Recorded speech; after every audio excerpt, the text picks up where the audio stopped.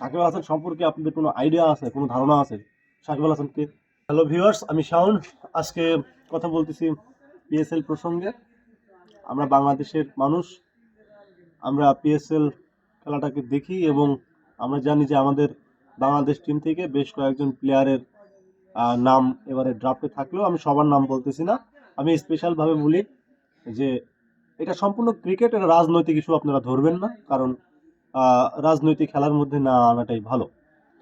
আমরা জানি যে আমাদের বাংলাদেশ থেকে আমাদের বাংলাদেশের সাকিব আল হাসান যার নাম ছিলেন এবারে পিএসএল এ, অথচ তাকে আনসোল্ড থাকতে হলো।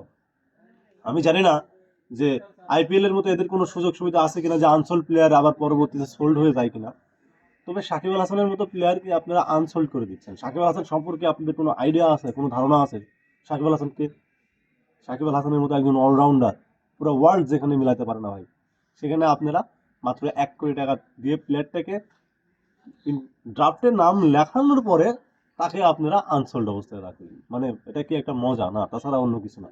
বাংলাদেশের এইরকম একজন কিংবদন্তি ক্রিকেটারকে আপনারা আনসোল্ড করে রাখলেন। ইনফ্যাক্ট আমরা দেখলাম যে আরো বেশ কয়েকটা প্লেয়ারকে আপনারা আনসোল্ড করে রাখছেন। তাহলে পার্শ্ববর্তী দেশ আপনারা যে এত এত ভালোবাসা দেখাচ্ছেন পাকিস্তান বাংলাদেশের, এই যে এত সুন্দর গভীরতা 1971 পরে এই যে আমাদের সাথে এত সুন্দর সম্পর্ক বজায় রাখতেন, তাহলে আপনারা তো চাইলেই পারতেন যে হ্যাঁ 5-6 জন প্লেয়ারের নাম আছে, সেখানে হয়তো 1-2 জন মিসিং হয়েছে, বাট অধিকাংশ প্লেয়ারগুলোকে আপনারা নিতে পারতেন, কিন্তু আপনারা তা করেননি। আপনারা 4-5 জনকে বাদ দিয়ে মাত্র 2টা প্লেয়ারকে নিলেন। আসলে এখানে রাজনৈতিক কোনো বিষয়ে আমি কথা বলবো না, ক্রিকেটের বিষয়ে কথা বলি। ক্রিকেটের বিষয়ে কথা বলতে হলে এই প্রত্যেকটা প্লেয়ারের অ্যাবিলিটি আপনাকে বুঝতে হবে। সাকিব আল হাসান যেখানে টি-20 ক্রিকেটের ফেরিওয়ালা, দ্য নাম্বার ওয়ান অলরাউন্ডার সাবেক সময় তিনি ছিলেন। এখন বিষয় হচ্ছে যে উনি যদি রেগুলার ক্রিকেট খেলতো এবং বাংলাদেশ টিমের সাথে থাকতো, তাহলে আমি ড্যাম শিওর, আমি ওভার শিওর যে সাকিব আল হাসানের ওই 1 নাম্বার পজিশন থেকে ফিরিয়ে নিয়ে আসার মতো কোনো ম্যান কিন্তু এই ওয়ার্ল্ডে নেই। কারণ আপনারা সবাই জানেন যে দীর্ঘ 2011 সালের পর থেকে 2021, 22, 23 সাল পর্যন্ত সাকিব আল হাসান কিন্তু নাম্বার ওয়ান অলরাউন্ডার হিসেবে টেস্ট বলেন, টি-20 বলেন, ওয়ানডে বলেন, সবগুলো ফর্মেটেই ছিলেন।